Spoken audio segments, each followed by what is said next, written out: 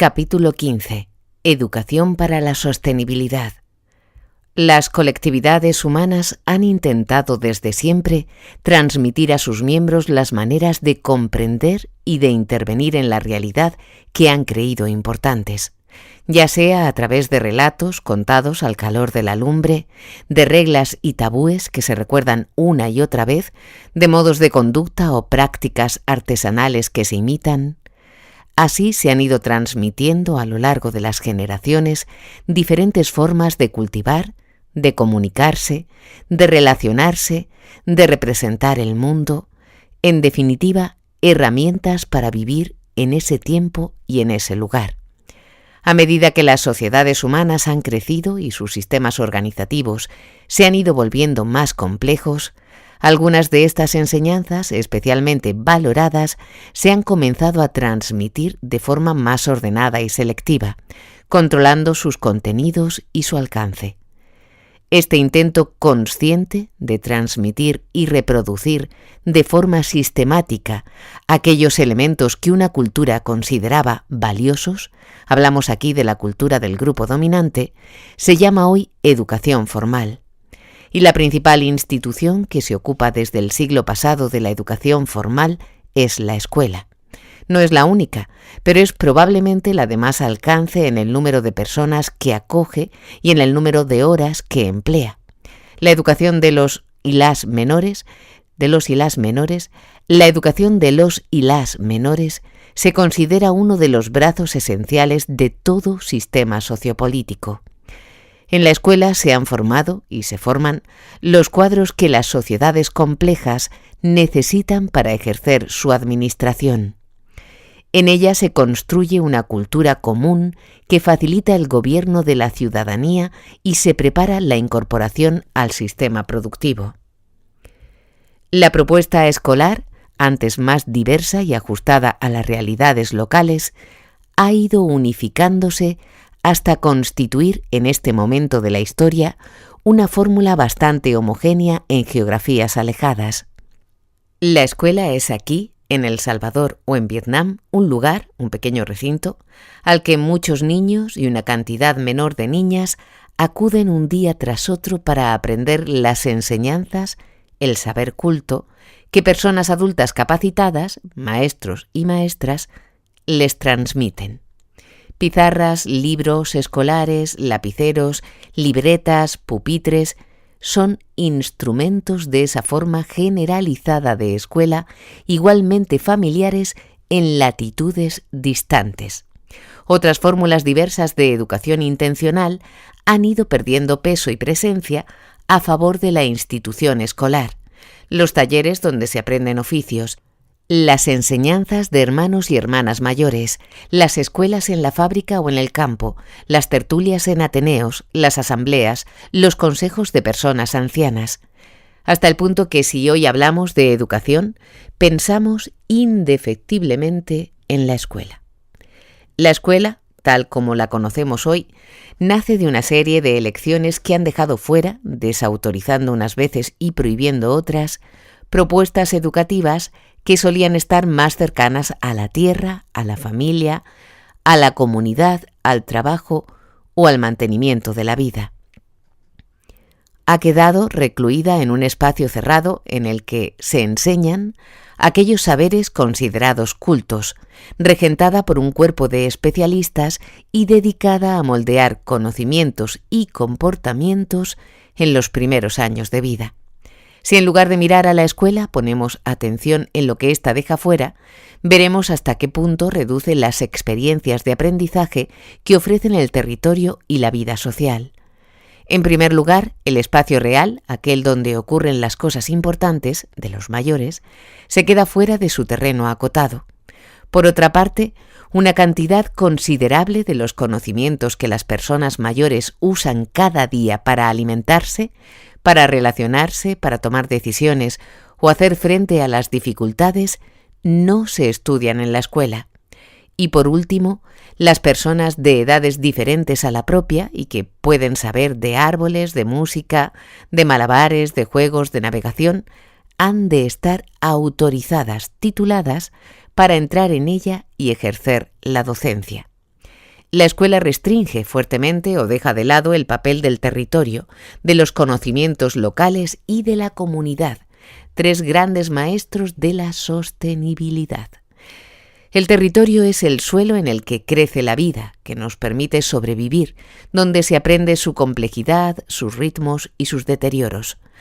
Los conocimientos locales son aquellos que se han construido y aprendido a lo largo de los años, adaptándose a las posibilidades y límites de un hábitat determinado. La comunidad es el grupo diverso en edades, género, conocimientos, estatus, que reúne experiencias y aprendizajes muy variados y que funciona en interdependencia, una especie de biodiversidad social que nos permite adaptarnos a situaciones cambiantes. La sostenibilidad necesita de la tierra, de la comunidad humana y de sus saberes vernáculos. La educación para la sostenibilidad también.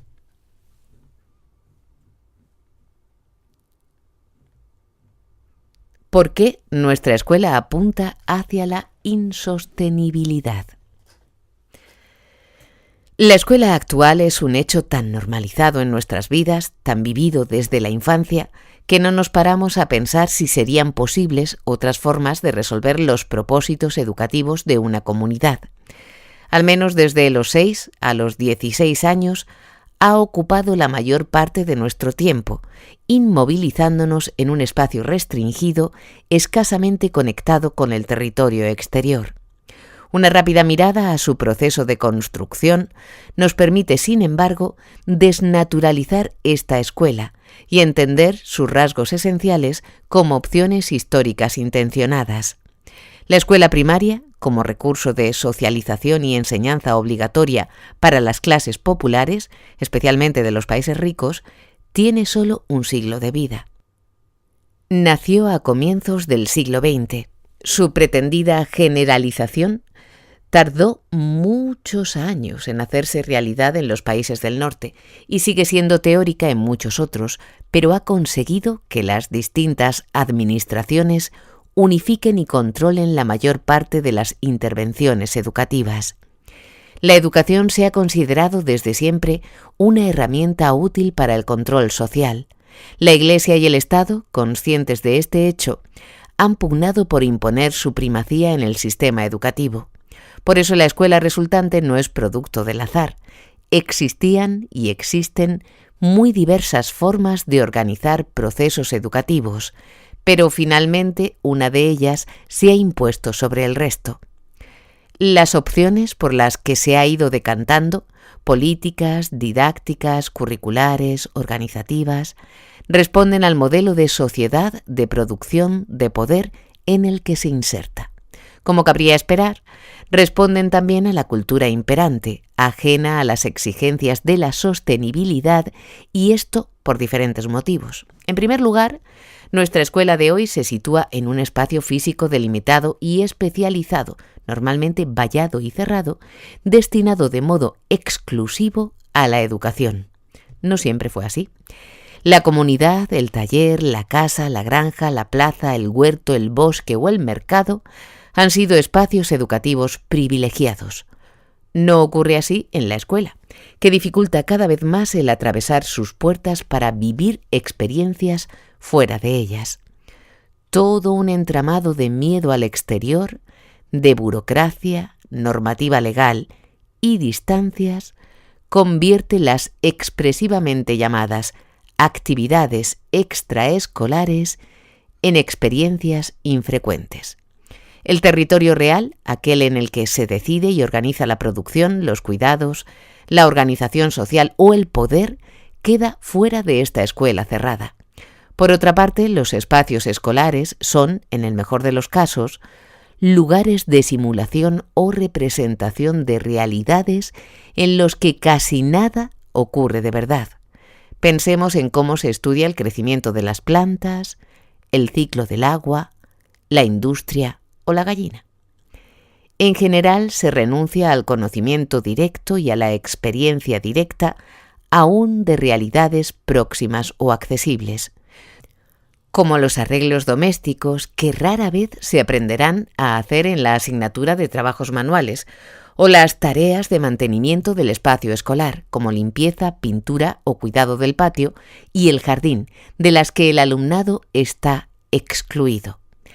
La historia de la educación muestra que existían otras alternativas. No solo han existido innumerables experiencias cercanas a la vida natural, practicadas en la familia o el pueblo, en los gremios o en la vecindad, sino también elaboraciones más sistematizadas. La propuesta de Educación sin escuelas de Iván Illich renegaba de esa barrera que encierra la escuela y proponía encuentros libres en lugares diversos entre las personas interesadas en intercambiar saberes. Las escuelas itinerantes del movimiento de los sin tierra se ajustan a la realidad itinerante de las ocupaciones. Estas propuestas, aunque inspiradoras de experiencias muy valiosas, quedan en los márgenes del sistema educativo. La escuela, como espacio vallado, física y metafóricamente, aísla del territorio en sentido amplio y eclipsa su protagonismo en la educación. Esta es una de sus limitaciones, la negación del territorio. Si crecemos sin tierra bajo nuestros pies, no comprenderemos sus procesos, su fragilidad, sus interdependencias y sus límites. Y no lograremos el vínculo que nos lleva, si es necesario, a defenderla. El conocimiento del hábitat al que pertenecemos o al que pertenecimos pero hemos destruido, nos permite vincularnos cognitiva y emocionalmente a él, reconocernos parte de éste. Vincularse y hacerse responsables del territorio próximo nos acerca a comportamientos sostenibles, nos convierte en habitantes, es decir, pertenecientes a un hábitat. La defensa de la sostenibilidad necesita de esta conciencia de ecodependencia. Otro rasgo esencial de la escuela, que la aleja de la sostenibilidad, es la delimitación que hace de sus destinatarios y destinatarias y el papel que les atribuye. Si la educación se va restringiendo a la escuela, su público se va restringiendo a la infancia o a la minoría de edad. El objeto central de la escuela es la educación de la infancia. La educación de personas adultas es una práctica marginal, recibe escasa atención y se dirige a quienes no pudieron asistir a la escuela en los primeros años, con el fin de suplir esta carencia. Y la infancia se define en alguna medida como débil, dependiente, menor de edad, inmadura, carente de criterio y, en consecuencia, necesitada de un trato específico y diferenciado. Esta percepción, en buena parte ajustada y defendible, pero en otra profundamente restrictiva, ha conducido a su protección y supervisión.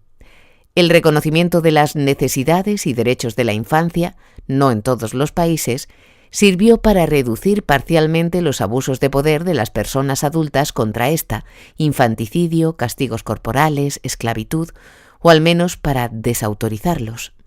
El desarrollo de la psicología infantil, a menudo entendida como una psicología de la carencia, dio a niñas y niños especificidad y presencia, pero también dio argumentos para la segregación y consagró la barrera entre el mundo infantil, un mundo de ficción y control, y el mundo adulto, aquel en el que se toman las decisiones y se juegan los asuntos realmente trascendentes. La escuela asume, en la práctica, que el mundo adulto y el comunitario no competen a la infancia y por tanto ésta no tiene nada que decir sobre él.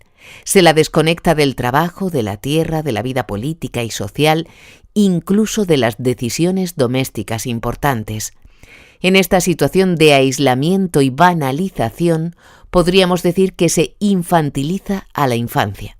El concepto de minoría de edad, asociado al de incapacidad, se intensifica en el caso de las niñas, que hasta hace no mucho, en algunos casos aún, aprendían, separadas de los niños, a ser mujeres del futuro y en tanto que mujeres dependientes del hombre y menores de edad económica, social y administrativamente. Su educación, en todo caso, será secundaria, queremos decir menos importante, y se dejará en buena parte en manos de las personas que forman el hogar, esencialmente de la madre. Para culminar la segregación, se ha generalizado la separación en grupos de edad, de la que se espera una homogeneidad en conocimientos y madurez que facilite la transmisión de saberes, adecuada al nivel evolutivo. En la actual escuela,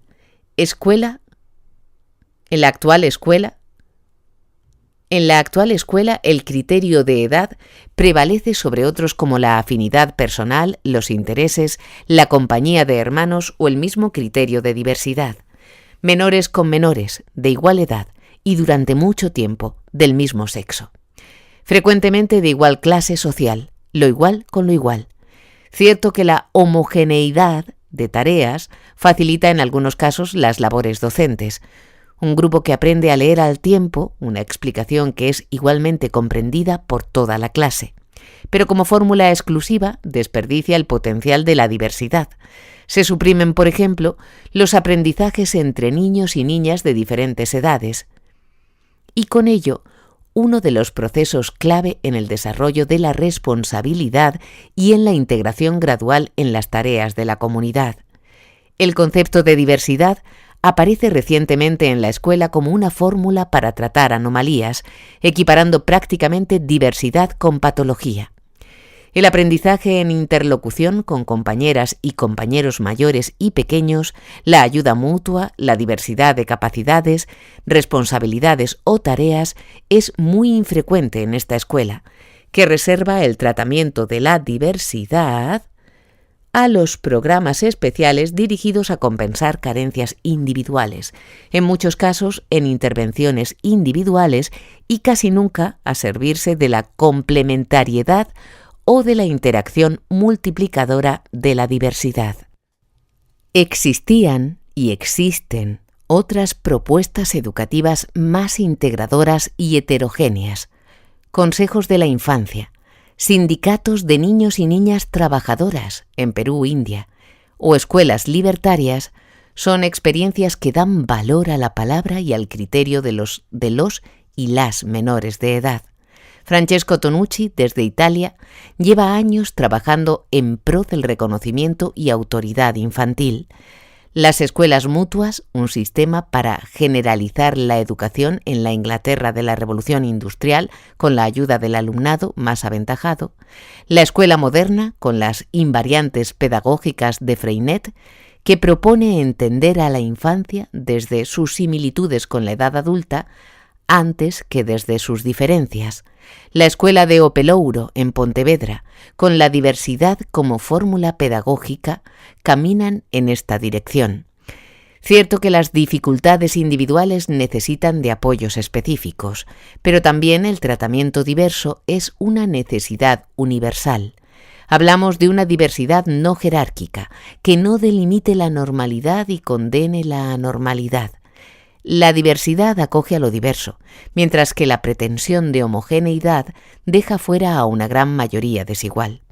Valorando la diversidad, trabajamos por la inclusión y nos dirigimos hacia la equidad.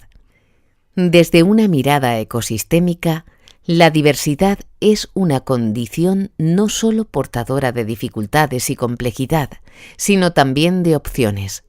La vida es producto de la diversidad. Sin biodiversidad estamos en riesgo de desaparecer. Igual que ocurre en un monocultivo en el que una sencilla enfermedad puede acabar en poco tiempo con toda una cosecha, sin diversidad cultural humana reducimos el abanico de nuestros aprendizajes, nuestra capacidad de adaptación a situaciones cambiantes, nuestra capacidad de reconstruir lo dañado, nuestra práctica de la complementariedad. La homogeneidad que la escuela pretende, con sus agrupamientos por edades, sus libros, la uniformidad de sus programas, no apunta hacia la complementariedad ni al ejercicio de la interdependencia, condiciones ambas para la creación y el mantenimiento de la vida. Otra pieza sin duda central en la construcción de la escuela es la delimitación y transmisión de un cuerpo de saberes reconocido como valioso, considerado el saber culto. En la elección de contenidos, de nuevo la escuela da la espalda a la sostenibilidad. Esta selección fue perfilándose a lo largo de la historia y se consolidó con el trabajo de la enciclopedia. La obra ambiciosa del enciclopedismo discriminó los conocimientos cultos de los populares. La enciclopedia consagró la modernidad, la ciencia y el progreso. Fue el gran proyecto intelectual de la Ilustración. Se enfrentó al oscurantismo religioso de su tiempo. Al tiempo que consagró el progreso y la modernidad, despreció los conocimientos populares, tratándolos como ignorancia o superstición. La enciclopedia, en su versión resumida, fue adoptada por la escuela. Hasta hace no mucho, la enciclopedia escolar ha sido el libro de texto esencial. Al tiempo que se afianzaba la enciclopedia y se extendía la escolarización, se homogeneizaban los conocimientos de niños y niñas y se hacía posible, en un momento de consolidación de los estados, enseñar un sistema único de medidas, el sistema métrico decimal, en medio de la jungla de arrobas, pies o celemines, que permitiera el comercio, una geografía unificadora que cimentara la idea de patria frente a las diferentes identidades culturales y una lengua común que permitiera el gobierno del Estado. Las culturas locales y el conocimiento popular, construidos a lo largo de la historia por las comunidades humanas, adaptados a sus condiciones de vida y a su territorio, se asociaron a la ingenuidad y la superstición y se excluyeron de las escuelas. Las clases populares fueron consideradas ignorantes, es decir, carentes de conocimiento, en lugar de poseedoras de saberes distintos y más apegados a la resolución de la supervivencia. Esto explica por qué las asignaturas en las que se estructura actualmente la enseñanza tienen mucho que ver con la organización del conocimiento nacida de las ciencias y la enciclopedia, y poco que ver con la vida. En la escuela hemos aprendido conocimientos que no nos sirven para producir alimentos, arreglar el grifo o resolver conflictos, pero se presentan como necesarios para conseguir un buen trabajo y ascender en la escala social. Según algunos sociólogos de la educación, en buena medida ha sido así. Una parte de la población ha conseguido desclasarse gracias a la escolarización y realizar trabajos mejor valorados que los que realizaron sus padres. Según otros, los teóricos de la reproducción social, la escuela ha consolidado la diferencia entre clases sociales, ha naturalizado las diferencias de estatus entre los hijos e hijas de clases altas y los hijos e hijas de las clases populares. Se podría decir que la escuela enseña que el fracaso de estos últimos no se deriva de la diferencia de oportunidades, sino que es su responsabilidad individual. Han existido y existen experiencias que dignifican los saberes comunitarios. Pestalozzi, un pedagogo de comienzos del siglo XIX, propone incorporarse a la vida social a través del aprendizaje de un oficio. Sus escuelas son concebidas como talleres en los que también se enseña cálculo, lectura y escritura. En su escuela hubo un taller de hilado y otro de tareas agrícolas. También se puede encontrar todo un abanico de experiencias en esta dirección dentro del movimiento de la educación popular, del que Paulo Freire es el teórico más conocido. La Universidad Madres Plaza de Mayo, las escuelas del movimiento de trabajadores desocupados en Argentina, las escuelas bolivarianas o las escuelas autónomas zapatistas responden a otra selección de contenidos cercana a la realidad y comprometida con su transformación, pero solo son casos aislados. Los saberes que nos hacen más conscientes y capaces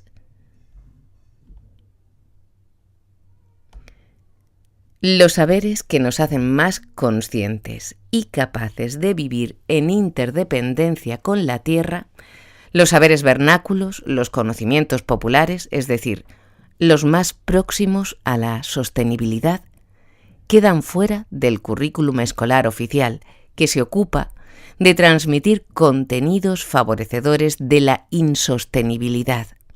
Se aprende la historia del poder y de los ejércitos, pero no la historia verde del mundo o de las mujeres. Se estudian las posibilidades de la investigación agroquímica, pero no los métodos de la agroecología. Se estudia en matemáticas el cálculo del interés y de los porcentajes de ganancia, pero no la desproporción en el reparto de la propiedad.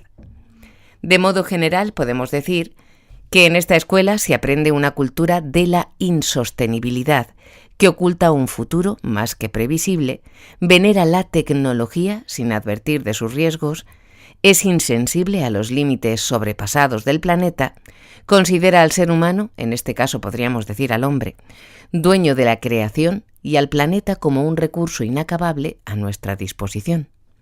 La consolidación de unos conocimientos que sirven al mal desarrollo, en términos de Vadana Shiva, y la deslegitimización de los saberes populares no son opciones que faciliten la sostenibilidad.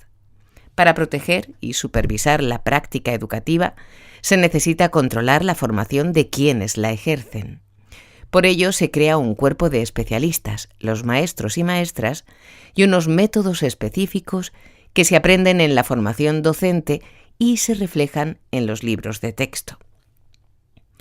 Solo una mínima parte de la población está acreditada para ser enseñante.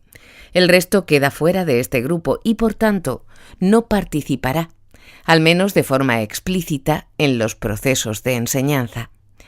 Hasta tal punto alcanza la especialización de la docencia que en ocasiones las familias llegan a percibirse a sí mismas como incapaces de ofrecer una educación o incluso cuidados básicos adecuados a sus hijos e hijas.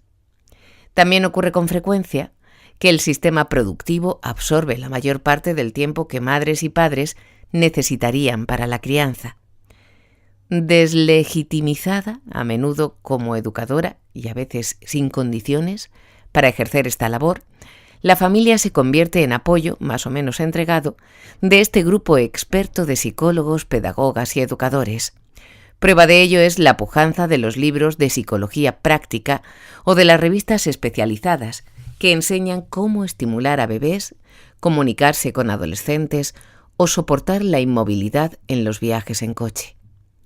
Si se considera que únicamente los y las especialistas están capacitados para desarrollar la educación, se está deslegitimizando la capacidad educativa no solo de madres y padres, sino del resto de la comunidad, y con ello desperdiciando un cuerpo inmenso de conocimientos construidos en la vida doméstica, en el trabajo o en la vida comunitaria. Las prácticas no formales de educación desarrolladas en la comunidad se desprecian progresivamente e incluso se ilegalizan. Se llega al punto de perseguir a las familias cuyos niños y niñas no están escolarizados en el sistema formal. Los ateneos o las tertulias no forman parte de ese sistema reconocido. La educación en la casa, en la fábrica o en la granja no se consideran legítimas. Las vecinas, el tendero del barrio o las asociaciones de vecinos pierden protagonismo en la educación o en la supervisión de las conductas de los y las menores. Con frecuencia ni se les conoce. La educación legítima es únicamente la que se imparte en la escuela. Así la infancia de clases populares se separa de su grupo social. La educación de los hijos e hijas de las clases trabajadoras ya no está gestionada o decidida por los trabajadores y trabajadoras. Los modelos educativos más colectivizadores se convierten en experiencias residuales.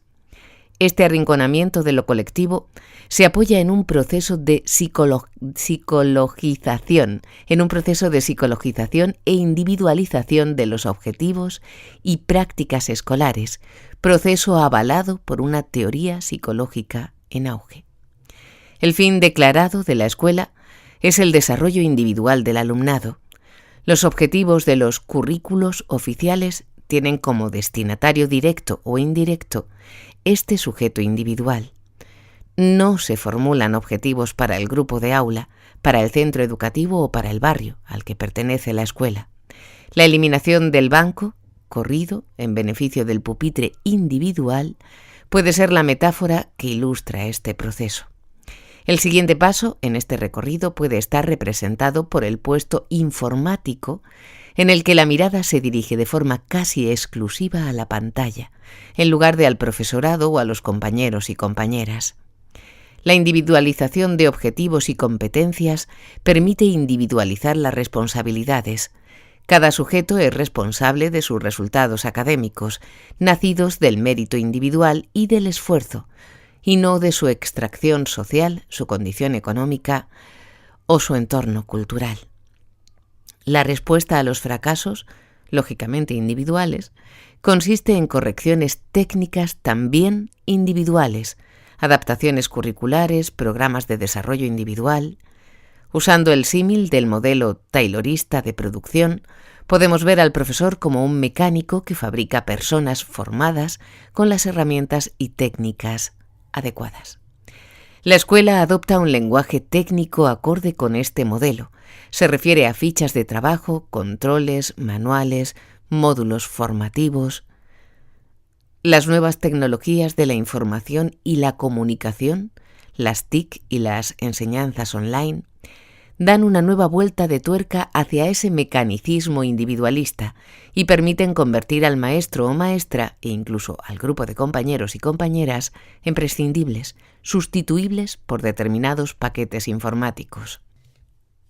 Las relaciones humanas, la interacción, la organización y la toma de decisiones en grupo, base de cualquier construcción colectiva, pierden protagonismo. Sin embargo, a pesar de esta exclusión de la comunidad de origen, dentro de la escuela han existido y aún existen valiosas oportunidades para crear comunidad. También a partir de ella. Hablamos, por ejemplo, de las escuelas autogestionadas, las AMPAs, las asociaciones de estudiantes, los grupos que se organizan para hacer teatro, deporte. La escuela opta cada vez con más claridad por modelos que individualizan y no que colectivizan. Sin construcción de comunidad humana y sin poder comunitario, no es posible una sostenibilidad equitativa, y menos aún, sin la presencia reconocida y la defensa de la comunidad biótica que nos sostiene. La escuela, tal y como la conocemos hoy, deja fuera no solo las comunidades humanas, sino también esa comunidad biótica de la que formamos parte y hace posible nuestra existencia. Esta comunidad biótica, formada por una red de animales y vegetales interdependientes, está presente en los aprendizajes y decisiones de las culturas sostenibles. En nuestra cultura y en nuestra escuela, el antropocentrismo imperante apenas ofrece más aproximación a esta realidad esencial que la maceta colocada junto a la ventana del aula, el hámster que una niña lleva un día de visita o, en muy pocos casos, la experiencia del huerto. Los economistas que se explican en la clase de ciencias son lejanos y modélicos, pero nuestro propio ecosistema o los restos deteriorados que quedan de él no son objeto de estudio. La educación está monopolizada por la escuela. Ha conseguido ocultar los miles de formas diferentes de aprender, las miles de formas diferentes de aprender que se han practicado a lo largo del tiempo y aún hoy se practican. El modelo escolar que hoy conocemos, extendido por prácticamente todo el planeta, vive de espaldas al territorio, a la comunidad, a la diversidad y a los conocimientos cercanos a la vida. Podemos concluir que no parece nada fácil llevar a cabo una educación para construir un futuro sostenible sin poner la escuela del revés. Sin embargo, en este momento, la hipotética desaparición de la escuela, sin haber desarrollado en su lugar alternativas educativas fuertes, podría desembocar en una mayor entrega al mundo virtual individual, en la monetarización de las certificaciones ya en marcha y en una mercantilización de los tiempos ahora ocupados por la escuela, más mercado de extraescolares, en un creciente aislamiento doméstico y en el abandono de los grupos menos favorecidos. Por eso es necesario imaginar y ensayar propuestas educativas conscientes de nuestra ecodependencia y comprometidas con un futuro sostenible en equidad. 7 posibles caminos hacia una educación para la sostenibilidad. Aquí presentamos algunas ideas abiertas para educar en un mundo sostenible, o al menos para acercarnos a él. Están inspiradas en los criterios de sostenibilidad que requiere el mantenimiento de la vida en la naturaleza, al fin y al cabo, la escuela mejor organizada y más estable del planeta y a la que debemos la vida. Pero también se inspiran en cientos de experiencias que muchas personas, preocupadas por la enseñanza, han puesto en marcha. Es una propuesta en construcción, una tarea en la que habrá que aunar las aportaciones de diferentes grupos. Los ejes de los que hablamos, uno a uno, son incapaces de cambiar el rumbo insostenible por el que avanzamos, pero trenzados entre sí y unidos a transformaciones de los modos de habitar, de producir, de consumir, de distribuir, de ejercer el poder, en definitiva, de vivir, podrían arrojar alguna luz en el futuro. Son claves sugeridas sobre las que seguir definiendo propuestas. No son líneas de trabajo independientes entre sí. En realidad se entrelazan unas con otras hasta el punto de que sus concreciones podrían estar en uno u otro apartado, pues todas caminan en una misma dirección. Estos son los 7 caminos de los que hablaremos. Colocar la vida en el centro de la reflexión y de la experiencia. Vincularse al territorio próximo. Alentar la diversidad. Tejer comunidad y poder comunitario. Hacer acopio de saberes que acercan a la sostenibilidad. Desenmascarar y denunciar el actual modelo de desarrollo. Experimentar alternativas. Colocar la vida en el centro de la reflexión y de la experiencia. Quien ha crecido en una metrópoli entre construcciones y asfalto, consumiendo comida envasada comprada en grandes cadenas de alimentación, quien ha resuelto buena parte de sus necesidades materiales e incluso su ocio, acudiendo a una gran superficie y se transporta, casi siempre en medios motorizados, no tiene nada fácil ser consciente de la interdependencia que exige la vida. Ya más de la mitad de la población humana vive en ciudades. Los sistemas educativos están diseñados desde las grandes urbes. Sin embargo, la conciencia de ser vida, en nuestro caso animal, y todo lo que esto supone, es el primer requisito para releer el mundo de un modo sostenible. Creer que la atmósfera, ese conjunto de máquinas que nos rodean, es la protagonista de nuestra sociedad e incluso pensar que ésta podía llegar a permitirnos superar la dependencia del medio natural, nos ha conducido a comportamientos desajustados y a una comprensión parcial y errónea del mundo que nos mantiene. Nos corresponde reaprender qué es la biosfera y por qué se sostiene. Nos referimos aquí a conocer, comprender, valorar y querer las diferentes formas de vida y reconocernos como seres vivos interdependientes, partes de una frágil red formada por clima, aguas, plantas, aire, que está en serio peligro. Alimentarnos, crecer, enfermar, son procesos que nos hacen conscientes de existir como seres vivos, necesitados de un medio vivo y en equilibrio. La escuela puede partir de estas experiencias y también de la presencia de otras formas de vida que aún se conservan cerca de ella, para ayudar a entender en qué consisten y cómo se tejen esas interdependencias. Al colocar la vida en el centro de la reflexión y de la práctica, se consigue una comprensión del mundo más acorde con nuestra realidad. Somos seres vivos antes que usuarios de telefonía móvil o conductores de automóvil. Dependemos de los tomates y del trigo en mucha mayor medida que de un reproductor de música. Esta comprensión nos conducirá a tomar decisiones más sensatas y sostenibles. Los caminos para colocar la vida en el centro pueden ser múltiples. Aquí se ofrece una larga lista de ideas. El sol está en el comienzo de la vida. Será importante reconocer al Sol como origen de toda energía que utilizamos, comprender cómo se ha almacenado esta y cuál es la situación actual de esos depósitos, preguntarnos cómo y para qué usamos esta energía, hablar de su mal uso, de su despilfarro y de los grandes negocios de su extracción. Distinguir entre la energía endosomática, la que producimos con nuestro cuerpo, y la exosomática, la que obtenemos por otros medios, y saber cómo ha evolucionado el uso de una y otra. Entender en qué medida somos agua y cuál es el papel del agua en la creación de comunidades humanas, en la geopolítica o en la económica. Conocer los recorridos superficiales y subterráneos de las aguas, los usos que se hacen de ellas y la magnitud de cada uno de estos usos. Aterrizar en conflictos próximos como la pugna por trasvases que alimenten el turismo o los regadíos. Conocer los volúmenes de agua que se emplean en procesos ocultos, refrigeración de centrales nucleares, lavado de minerales.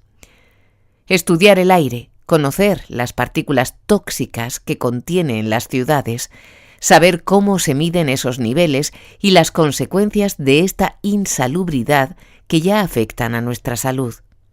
Conocer los vientos de la zona, los movimientos de la boina que contaminan de contaminación sobre nuestras cabezas.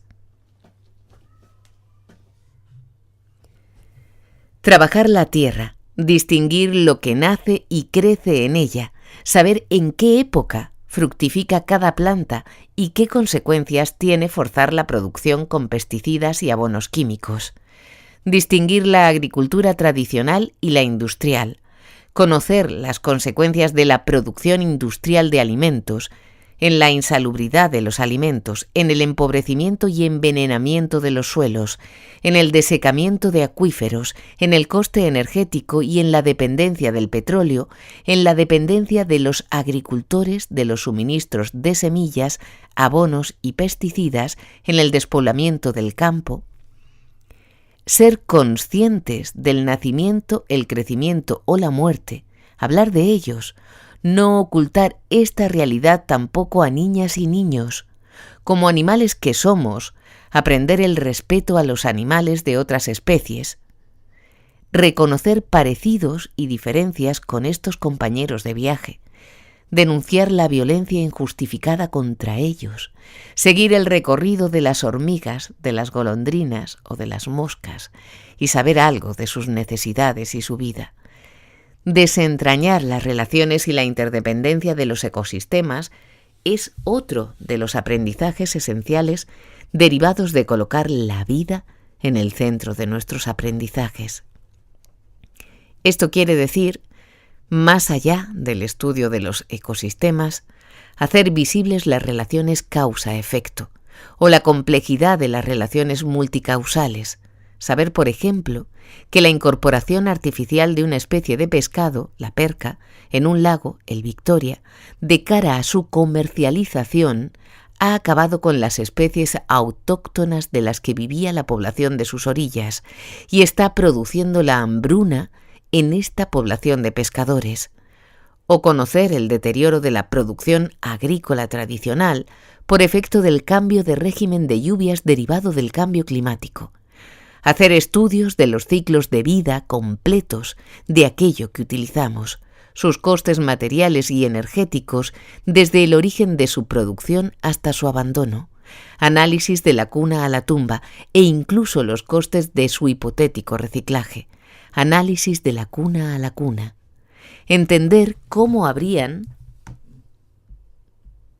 de cerrarse los ciclos. La fruta cae, se pudre en el suelo y vuelve a formar parte de la tierra que alimentará al frutal, y de qué modo nuestra actividad industrial los deja abiertos, abandonando a la naturaleza residuos longevos y tóxicos. Cabe aquí fabricar compost o visitar los campos de los que comeremos, si es que comemos alimentos de producción local. Buscar cadenas de interdependencias próximas y descubrir qué ha ocurrido o puede ocurrir con el deterioro de algunos de los eslabones de la cadena.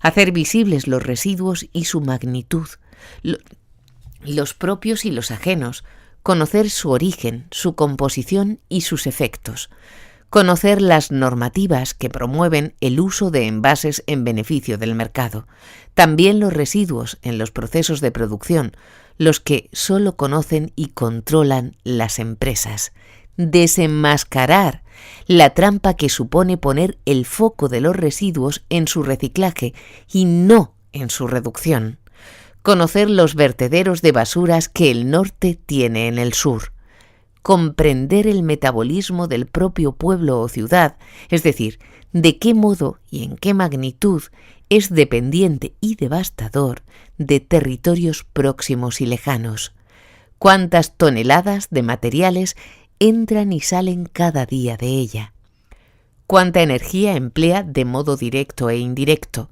conocer nuestra huella ecológica, la de nuestro pueblo o la de la cementera próxima. También es necesario estudiar las redes de interdependencia más allá de nuestras fronteras, los grandes desplazamientos de materiales, energía y residuos. El cuidado es otra experiencia práctica esencial para la valoración de la vida y para la comprensión de la interdependencia. Otorgar sentido educativo a los cuidados básicos es un ejercicio central en la sostenibilidad.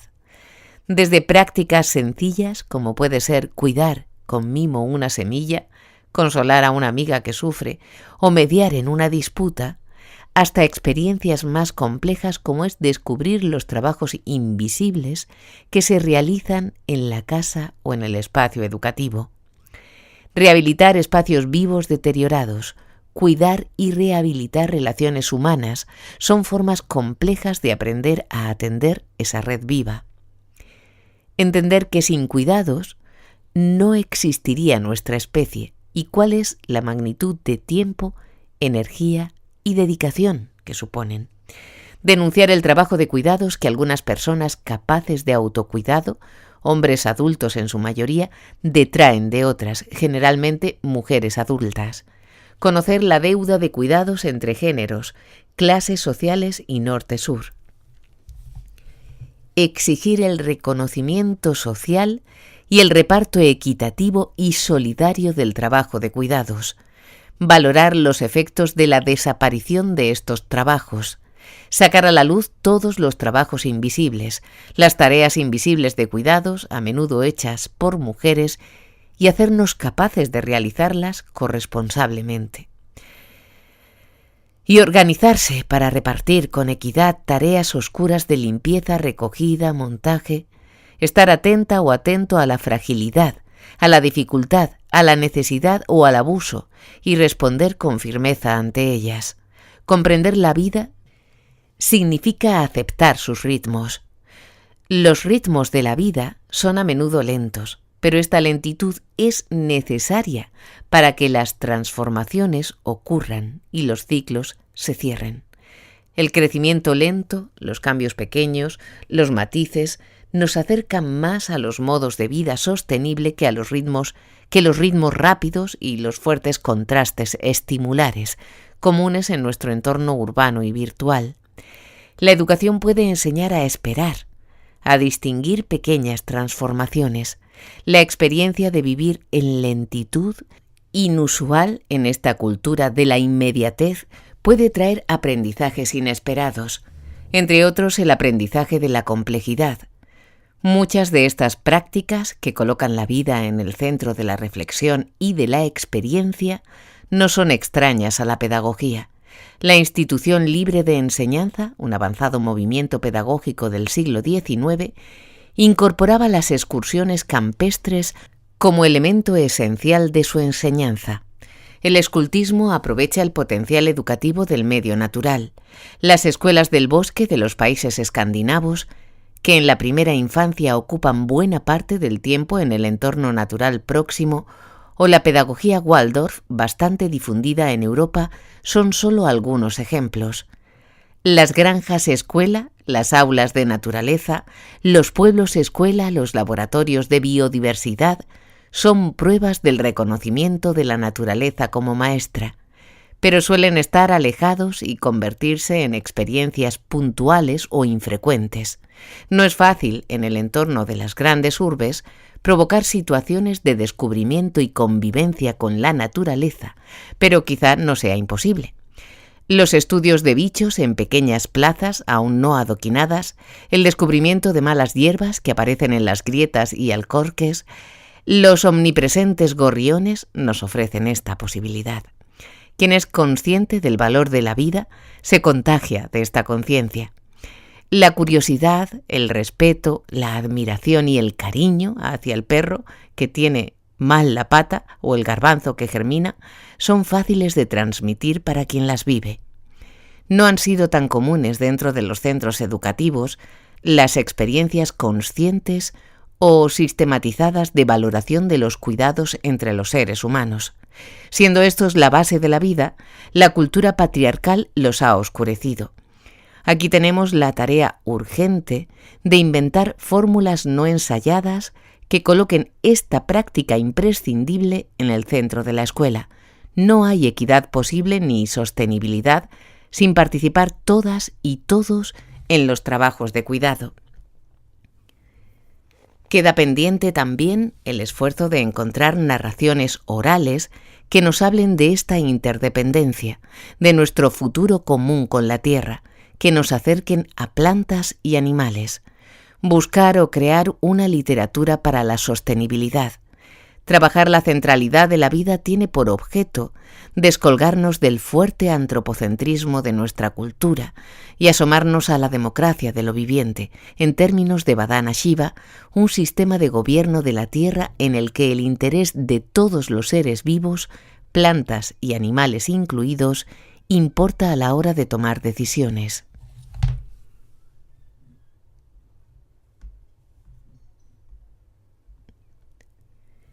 Vincularse al territorio próximo. Las formas de habitar, de producir o de consumir que producen lejanía obligan a un modelo de vida altamente contaminante y devorador de energía, además de producir aislamiento e inequidad. Una economía sostenible es una economía centrada en el territorio próximo, el que nos ha de servir para habitar y para resolver las necesidades cotidianas. La vida se construye en cercanía. Los desplazamientos de las plantas son verticales y los animales, en su gran mayoría, no se desplazan mucho ni muy deprisa. El movimiento horizontal masivo le está costando muy caro a la naturaleza. Los ecosistemas se organizan en buena medida en proximidad y viven de lo próximo. La cercanía devuelve al mundo humano medidas humanas. La cercanía devuelve al mundo humano medidas humanas. Un mundo que puede recorrerse a pie es más habitable. Una escuela para la sostenibilidad es una escuela que existe como territorio y en el territorio próximo que se relaciona sobre todo con lo cercano, que intenta abastecerse de recursos producidos en proximidad, que es responsable de sí misma y mantiene vivo su hábitat. Una escuela cerca de la casa y próxima al espacio de juego, de compras, de salud, de ocio. Vincularse al territorio próximo significa, por un lado, vivir el territorio próximo como escuela. Desdibujar los límites que forman sus vallas aumenta la riqueza de las experiencias y la diversidad. Cambiar la relación jerárquica que prioriza lo que está dentro sobre lo que está fuera y dar protagonismo al espacio exterior. Más allá de las vallas está el mundo adulto, el mundo del barrio, del trabajo, el mercado, las plazas. Hablamos de salir y colaborar en estos espacios. Apropiarse del territorio, conocerlo y ganarlo de modo que se convierta en un espacio seguro. Paseando las calles aprendemos que un peatón vale más que un coche. En la defensa del territorio físico de las calles y plazas nos jugamos el juego al aire libre y también el derecho al espacio público para todas las personas. En muchas calles y barrios quizá ya lo hemos perdido. La mayor parte del suelo común está destinado a los automóviles. Los espacios naturales, cuando están próximos, ofrecen estímulos muy diversos: colores, luces, tactos, olores, sonidos, sabores, matices. También hablan del orden y enseñan a orientarse, pero al tiempo muestran y permiten transformaciones. Son espacios de reflexión, experimentación e indagación.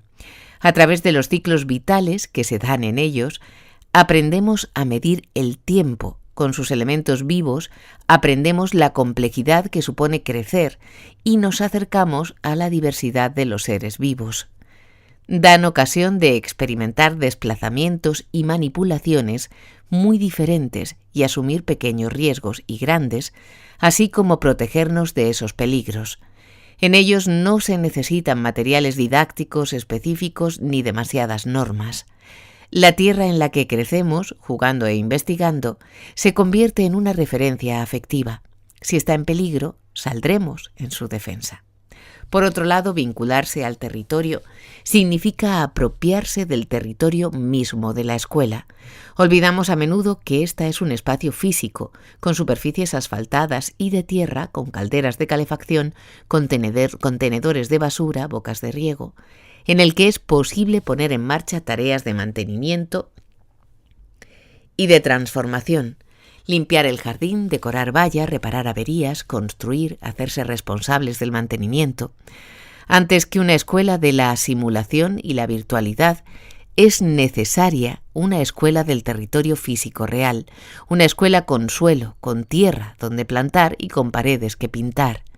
También hablamos aquí de abrir las puertas de la escuela y hacerla permeable, invitar a entrar a la luz, las familias, los conocimientos de tenderos, madres, estudiantes y los objetos y noticias del mundo, intercambios de correspondencia escolar, experiencias conjuntas con otras comunidades escolares o clases paseo son prácticas que ya desarrolló Celestine Freinet a comienzos del siglo XX.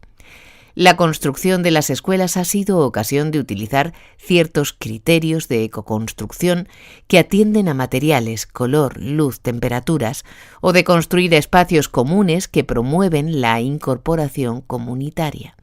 También es importante que quienes usan esas escuelas a diario sepan cómo se construye de forma respetuosa con el territorio.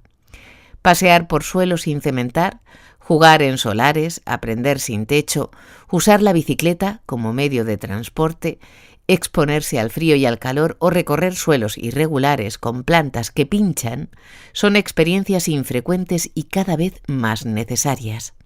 Por último, ser conscientes de que el territorio del que vivimos y sus frutos tienen límites en los recursos, en la energía y en los sumideros. Esta evidencia, a la que la escuela y la cultura del desarrollo dan la espalda, es un aprendizaje imprescindible, que es limitado y qué es ilimitado. Cómo desarrollar lo ilimitado que de verdad nos importa, afectos, risa, aprendizaje, saber cuánto hay de cada qué, cuánto queda o a cuánto tocamos, cuánto quedará si seguimos como vamos, quién se queda con cuánto de cada qué. Cuantificar esos límites y comprender sus magnitudes, traducir los grandes números a realidades comprensibles. Necesitamos hacer ya estos cálculos en la escuela y fuera de ella. Hacernos responsables de un territorio, hacer compost con las hojas de nuestro patio, cuidar un trozo de la ribera de un río, apropiarnos y ocupar nuestra acera o defender los árboles que quieren cortar junto a nuestra escuela, son prácticas sostenibles que protegen nuestra casa del futuro. Se trata de restablecer el vínculo afectivo y funcional con nuestra tierra próxima y vivir en equidad sin saquear otros territorios. Alentar la diversidad. La diversidad es condición de la vida. Un organismo se construye por la conjunción de sistemas diversos. Los ecosistemas son resultado del equilibrio, constantemente perdido y nuevamente reencontrado, de elementos vivos y no vivos. La diversidad asegura la complementariedad, permite el reajuste y, en momentos de crisis, la supervivencia. Esta es la esencia de su valor. La pérdida de especies reduce nuestras posibilidades de adaptación a desajustes en un futuro. Todo lo contrario de lo que hace el mercado, que busca la homogeneidad. El modelo único, repetido por miles de unidades de producto, la talla única, la normalización de medidas, de envases, de aspecto, son estrategias para abaratar la producción y controlar el consumo, pero no para desarrollar nuestra diversidad. Hablamos de una diversidad que no signifique jerarquía, sino complementariedad, la necesidad de lo diverso. Si usamos esta ley de la naturaleza como metáfora, podemos valorar las ventajas de la diversidad en la escuela. En un colectivo que busca y aprecia la heterogeneidad, nadie se siente fuera ni es menor que el resto. Cada cual encuentra el lugar donde es capaz de aprender y enseñar. La ya citada Escuela de O Pelouro en Pontevedra, un espacio de aprendizaje interdependiente con la máxima heterogeneidad de edades, capacidades e intereses, es buena muestra de esa diversidad fructífera. Cuadro de la página 325. Escuela de O Pelouro.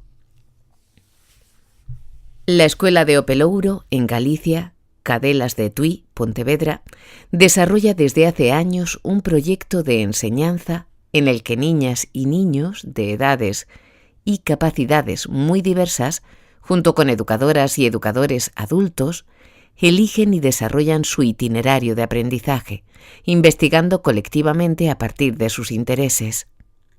La máxima diversidad en los grupos de aprendizaje conduce a magníficos resultados poco comunes en la escuela tradicional. La integración que aquí se realiza es radical, constituyendo un ejemplo de las posibilidades de la diversidad. Alentar la diversidad significa no solo aceptar el hecho indiscutible de las diferentes necesidades funcionales y tener presentes las variadas culturas y formas de pensar que integran nuestra comunidad.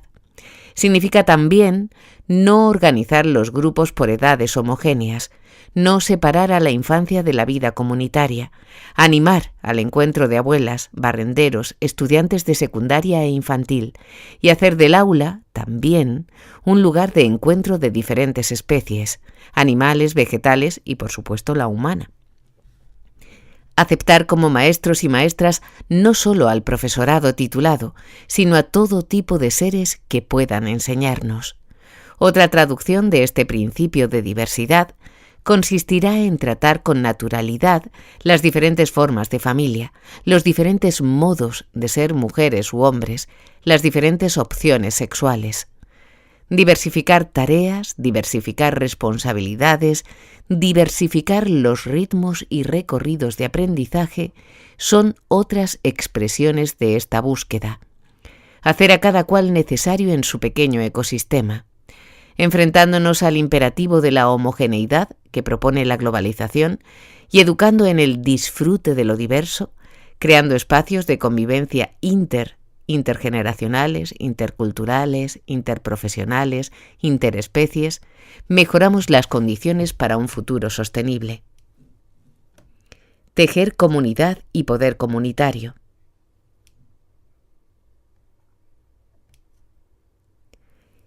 Ese territorio próximo y diverso donde comprendemos y aprendemos a querer las redes de la vida. Las redes de la vida. Tejer comunidad y poder comunitario. Ese territorio próximo y diverso donde comprendemos y aprendemos a querer las redes de la vida necesita de un cuarto eje, la articulación y la responsabilidad comunitaria. Las comunidades humanas han sido capaces de organizar complejos modos de supervivencia y de organización social. La organización comunitaria ha creado y crea posibilidades nuevas de intervenir en el mundo y ejercer el poder, un poder del que muchos grupos humanos han sido expropiados. Desde la escuela es posible ayudar a retejer esa malla comunitaria. El primer paso consiste en considerar a niños y niñas actores sociales inteligentes, capaces de proponer y elegir y darles su espacio de poder.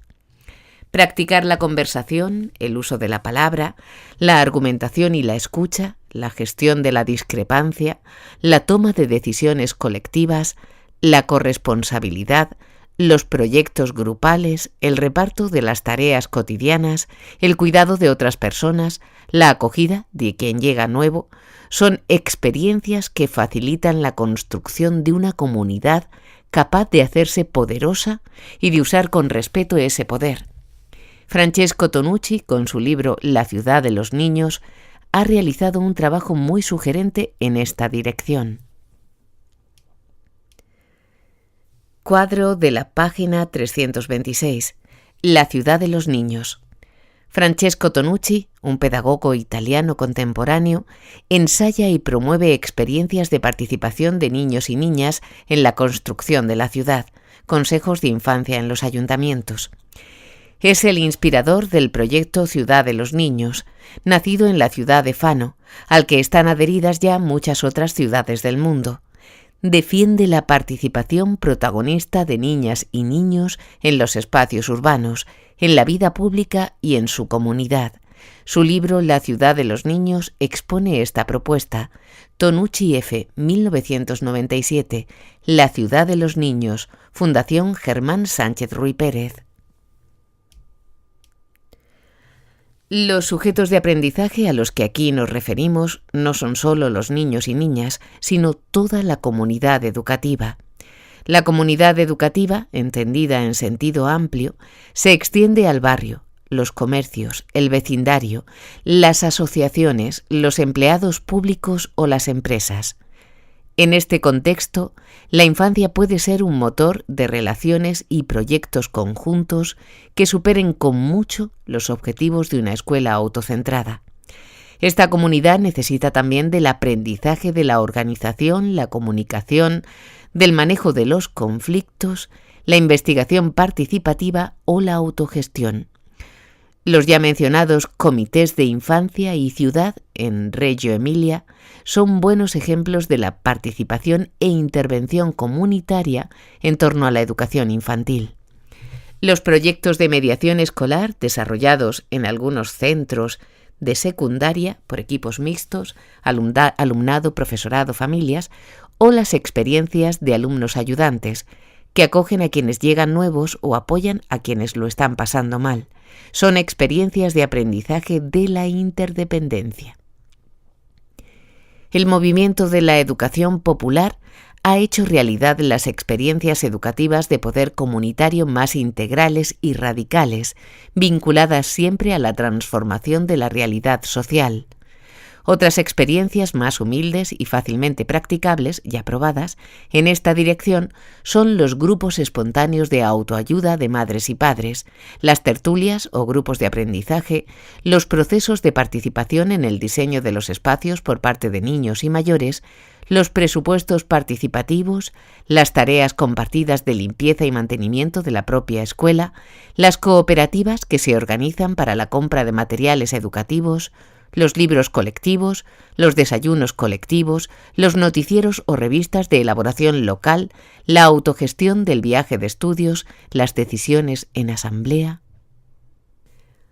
La asamblea es la herramienta esencial de funcionamiento en el movimiento de las escuelas libertarias, como es el caso de la Escuela Libre Paideia y en Mérida, con más de 20 años de existencia. También cabe aprender de los movimientos sociales, del feminismo, de las cooperativas de trabajo o de las revoluciones. En los entornos donde se ha perdido el tejido asociativo y no abundan las redes familiares y sociales, las escuelas son con frecuencia la única referencia que le resta al encuentro comunitario. Conviene no desperdiciar este posible germen de articulación colectiva. Sin construir redes entre comunidades y grupos, será muy difícil resolver las dificultades, entre otras la gestión de la crisis ecológica, con equidad. Hacer acopio de saberes que acercan a la sostenibilidad. En toda la historia, los pueblos han desarrollado una gran cantidad de conocimientos útiles para la vida, validados con la experiencia repetida de los años. Modos de construir de manera que se aprovecharan materiales próximos y se maximizara el aprovechamiento energético, técnicas de preparación o conservación de alimentos, habilidades para reparar y prolongar la vida útil de los objetos, formas de cuidar a las personas enfermas para curarlas o reducir su sufrimiento, modos de educar, de dirimir conflictos. En su mayoría son tecnologías de bajo impacto que hacen posible y más fácil la vida. Son saberes funcionales, adaptados al territorio en el que se vive y que a menudo responden a una lógica holística. Nuestra cultura despreció estos saberes por no científicos, aunque en ocasiones se apropió previamente de ellos, como muestra la industria farmacéutica. Las personas expertas se convirtieron en portadoras del conocimiento. El pedagogo pasó a decidir cómo se educa, el médico cómo se cura, el arquitecto cómo se construye y el trabajador social cómo se ayuda, expropiando de estos saberes a la población.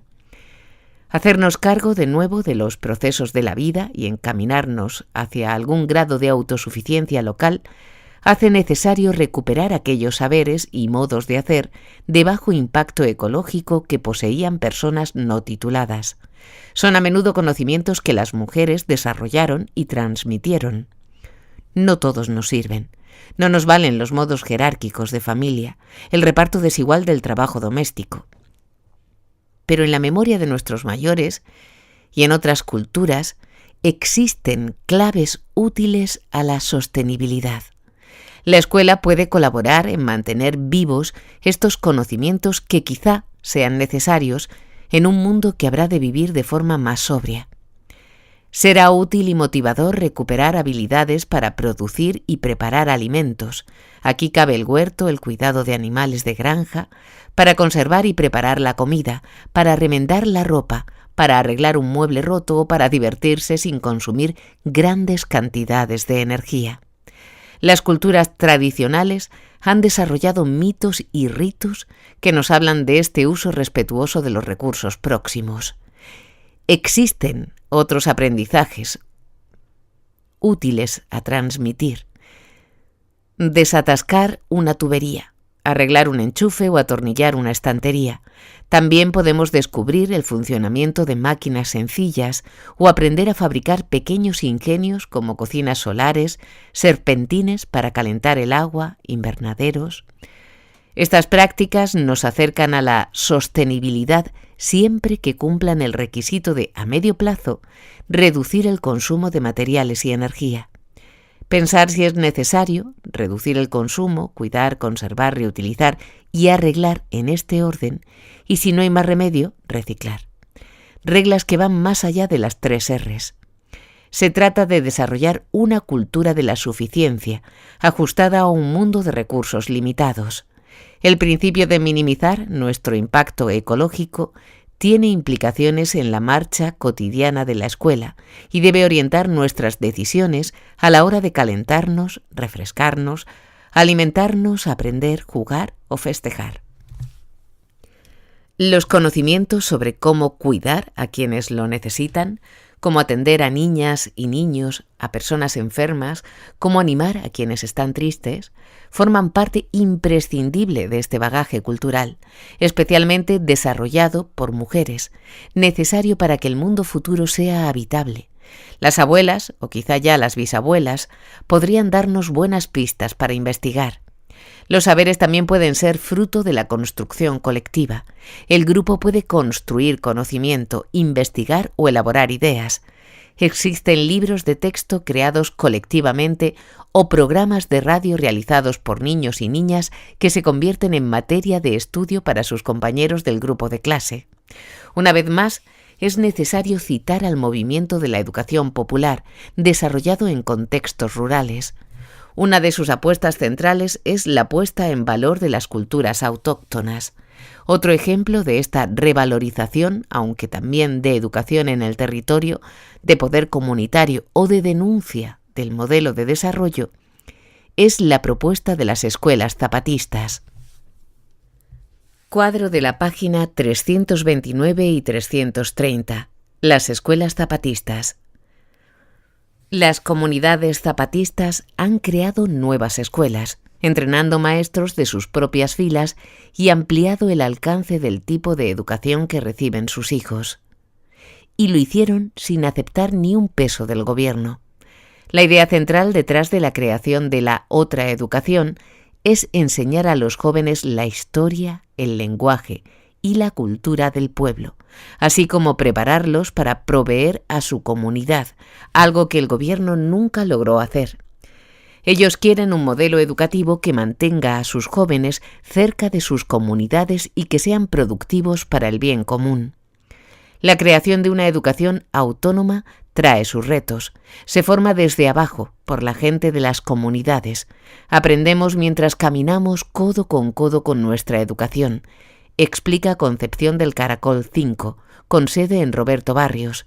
Empezamos a pensar, ¿cómo sería una educación propia?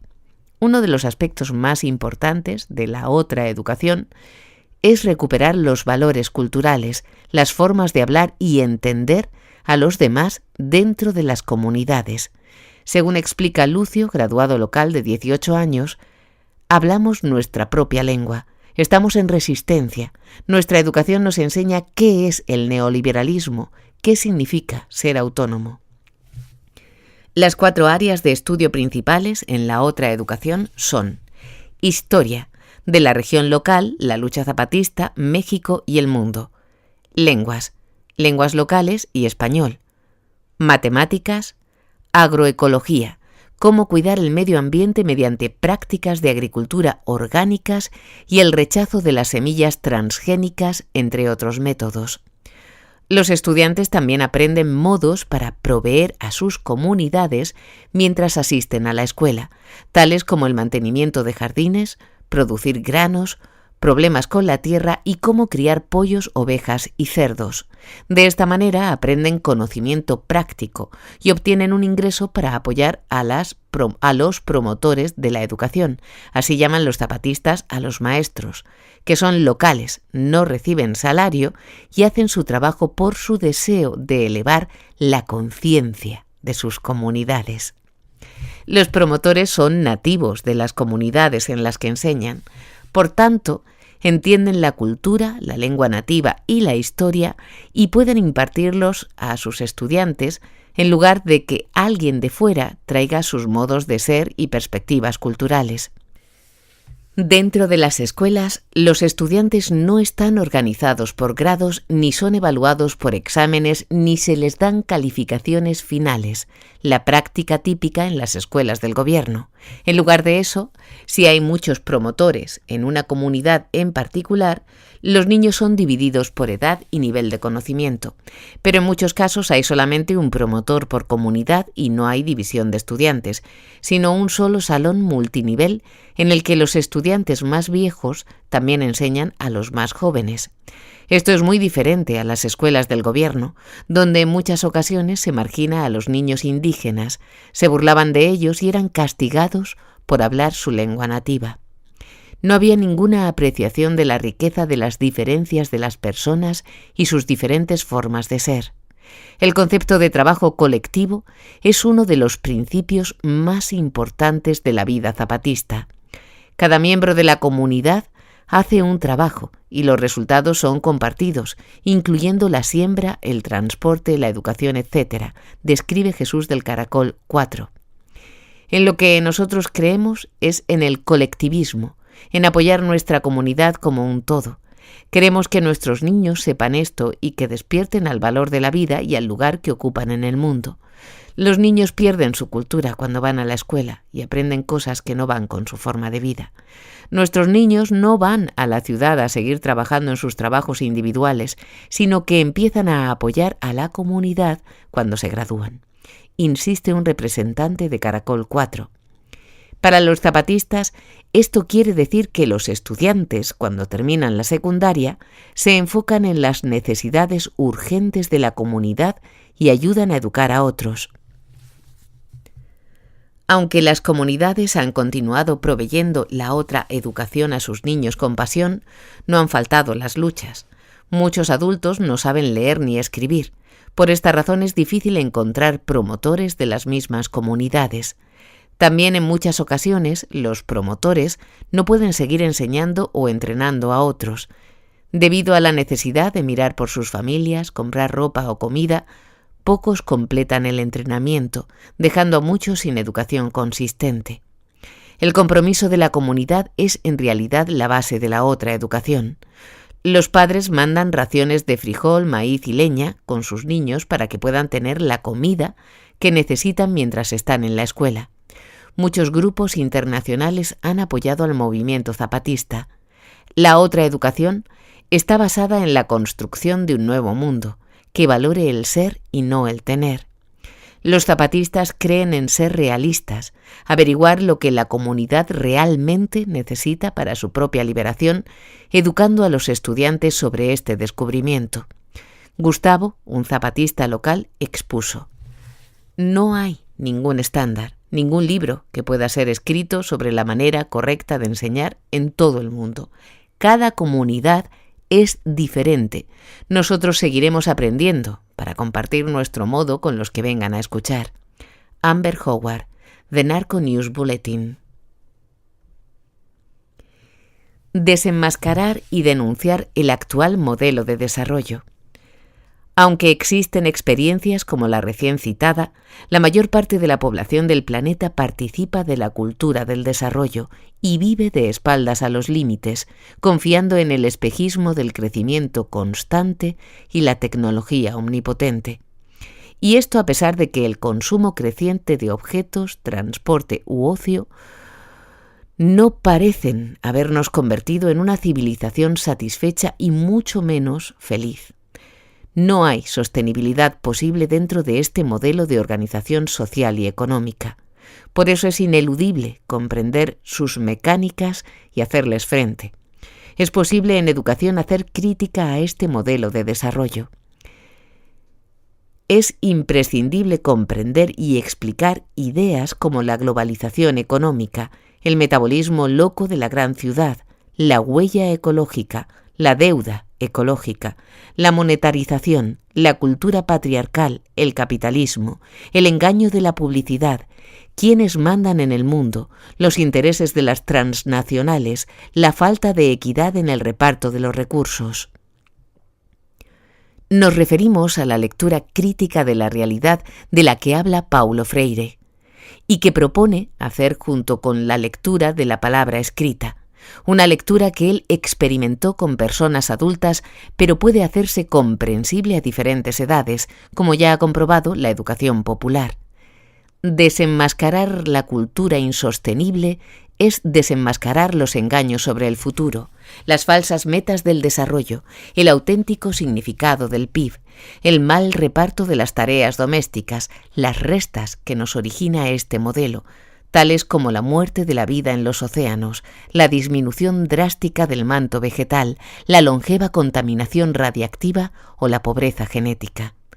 Denunciar, transgredir, no delegar, organizar una campaña, denunciar las transnacionales y las patentes de semillas, reclamar un espacio, hacer boicot a ciertos productos, entender como malo el despilfarro, ocupar las calles, hacer contrapublicidad, pacificar el tráfico, hacer pancartas, desobedecer y argumentar la desobediencia, denunciar a la televisión, tirarla, usar medios de comunicación alternativa, crear medios de comunicación propios. Todas estas son prácticas que se pueden aprender en la experiencia cotidiana y preparan para luchar contra un sistema injusto y ecológicamente inviable. Hay quienes piensan que los niños y niñas deben vivir apartados de estos problemas, que es muy duro plantearles ciertas realidades, aceptando que su comprensión de determinadas informaciones no es igual que la de las personas adultas. Entendemos que no se les puede mantener en la ignorancia.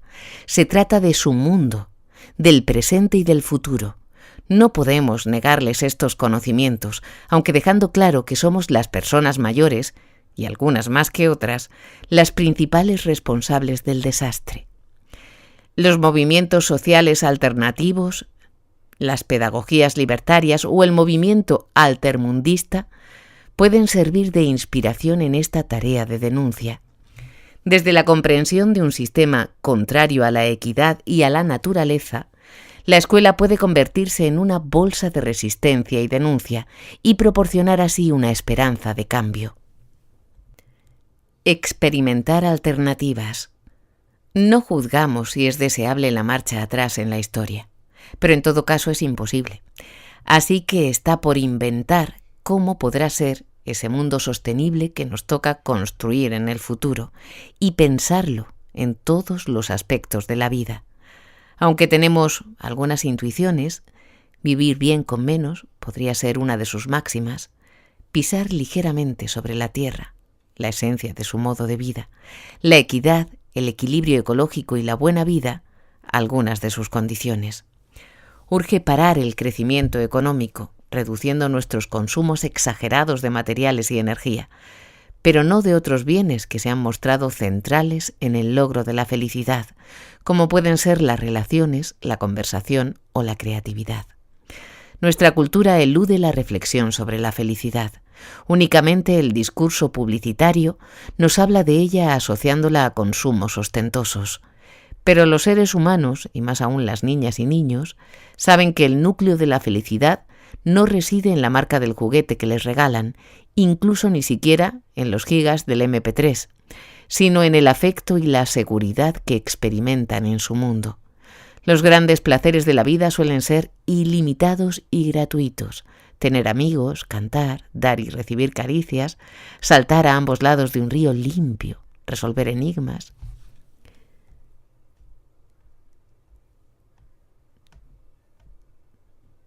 La imagen de una vida sencilla no tiene por qué ser una imagen apagada y triste, más bien al contrario, puede ser luminosa, tranquila y desde luego en compañía. Para dibujar el futuro habrá que repensar cómo sería una vida buena que pueda ser generalizada a toda la humanidad. Algunas propuestas educativas, como la de Summerhill o las escuelas Waldorf, trabajan explícitamente en pro de la felicidad y la citan como uno de sus objetivos esenciales.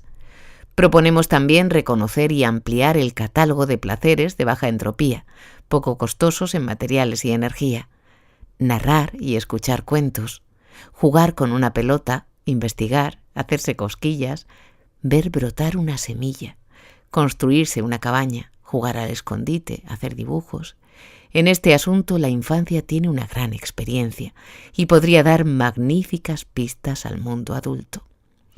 También cabe en la escuela, a partir de la escuela o fuera de la escuela, poner en marcha pequeñas alternativas locales que ya se están experimentando en diferentes lugares. Participar en cooperativas de consumo que aproximan a productores y consumidores para resolver la alimentación diaria. Bajar la velocidad, como recomienda el movimiento de ciudades lentas. Facilitar el acceso al centro en bicicleta. Usar el sol para todo lo que podamos. Apoyar y promover leyes contra el despilfarro. Montar un huerto y, a ser posible, comer algo de él. Comprender el efecto del consumo masivo de carne y del sistema agroalimentario. Vivir con menos electricidad. Organizar mercadillos o sistemas de trueque que favorezcan la ayuda mutua y la reutilización. Hacer proyectos de micropolítica para transformar el espacio próximo. La lista puede extenderse hasta donde alcance nuestra fuerza y nuestra imaginación. El movimiento por el decrecimiento y otros muchos están comenzando a desarrollar propuestas para vivir de modo más austero, más armónico con el medio, y pueden servirnos de inspiración. En definitiva, se trata de reducir nuestra huella ecológica, aumentando la equidad del planeta y nuestra felicidad. Nada más y nada menos. Después de este largo recorrido de propuestas, muchas de ellas enlazadas entre sí, pendientes de experimentación y contraste, queda al fin un interrogante esencial. ¿Se pueden construir fragmentos de sostenibilidad? ¿Es posible una educación sostenible en un planeta insostenible? ¿Podría la educación remover un mundo asentado estructuralmente en la insostenibilidad? No tenemos certezas. Solo una. Tenemos la responsabilidad de intentarlo, cambiar el rumbo suicida de la historia y reinventar un mundo social y ecológicamente sostenible. ¿Qué dice el pensamiento único sobre la educación? Educación es lo que se obtiene en la escuela. La escuela ha seleccionado los conocimientos que es importante conocer, que están organizados en disciplinas o asignaturas. El resto de conocimientos, por lo tanto, no son tan importantes. La escuela protege a la infancia, por eso debe mantener cerradas sus puertas. Los maestros y maestras saben de educación, el resto no. Las personas sin estudios no tienen cultura. Las clases populares no tienen educación o tienen poca educación. A los pueblos indígenas habría que educarles. Su salvación está precisamente en adquirir los conocimientos que se imparten en las escuelas, preferiblemente occidentales. Los animales transmiten enfermedades y han de estar fuera de la escuela. Tampoco son muy necesarias las plantas y los árboles.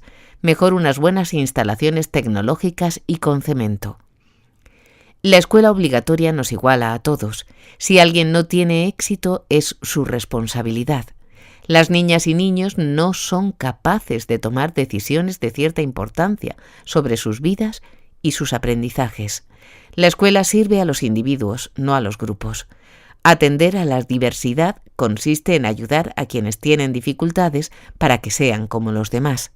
La escuela sirve para tener éxito en la vida. Si hablamos de éxito, nos referimos a éxito económico. No se puede hablar de ideología, refiriéndose a ideología contra el sistema, en la escuela, pues esto se considera manipulación.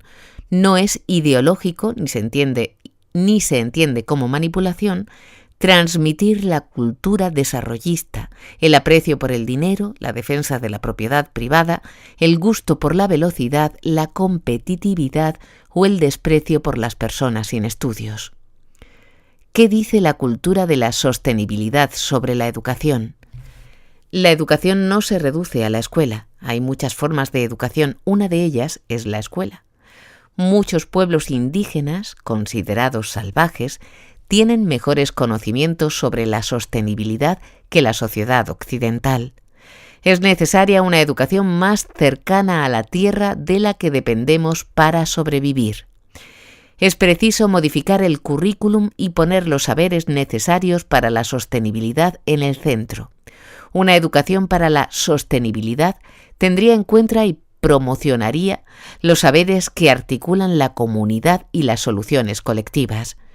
Una educación para la sostenibilidad debe desarrollar una crítica al modelo económico actual y trabajar las alternativas. La escuela de Summerhill. El único cuidado que habría necesidad de practicar en la escuela es la cura de la infelicidad. El niño difícil es el niño infeliz. Está en guerra consigo mismo y por tanto está en guerra con el mundo. El adulto difícil va en la misma barca. Las personas verdaderamente felices no suelen perturbar las reuniones, ni predicar las guerras, ni se dedican a linchar negros. Las mujeres verdaderamente felices no suelen regañar permanentemente a sus maridos o a sus hijos. Las personas felices no suelen asesinar o aterrorizar a sus subordinados. Los crímenes, los odios, las guerras se pueden reducir a una sola palabra: infelicidad. ¿A qué se asemeja Summerhill? Bien, para decir solo una característica, las clases son optativas. Los niños pueden ir o quedarse una hora lejos, por el tiempo que quieran, si este es su deseo. Hay un horario, pero solo para los maestros. En general, los alumnos tienen clases con arreglo a la edad, pero a veces con arreglo a sus intereses. No tenemos nuevos sistemas de enseñanza porque no consideramos que la enseñanza sea muy importante en sí misma. El hecho de que la escuela tenga o no un método específico para enseñar a dividir por muchas cifras no tiene ninguna importancia, porque esta operación solo tiene interés para aquellos que la quieren aprender. Y el niño que quiere aprender a dividir por muchas cifras, aprenderá, tanto si le enseñamos de una forma como de otra. Neil A. S., 1986, Summerhill, Barcelona, EUMO, página 37. Fin del capítulo 15.